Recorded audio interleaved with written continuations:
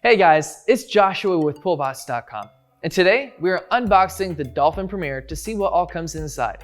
The Premier is one of the top robotic pool cleaners on the market today, and it is one of our favorites. When you open up your Premier, it will look similar to this. First, we have the instruction manuals, safety guides, and warranty packet. So you are definitely going to want to put these somewhere safe. Next, there is this large blue power cord that runs from the top of the robot to the power supply. For now, we are just going to set this aside so we can see all that's underneath. Now we can see the power supply in another box, which contains the fine and ultra-fine filter cartridges. With all the accessories out of the way, we can now get to the bot itself. Simply pull this plastic to the side and lift the bot out by its handle.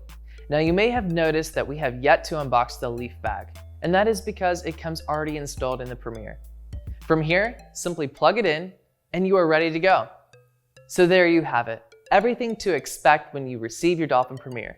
As always, you can read real reviews and learn more about their Premier and dozens of other robotic pool cleaners at PoolBots.com. Visit our website and YouTube to find the best deals, tips, and tricks for pool ownership and special buys that'll help you enjoy your pool to its full potential.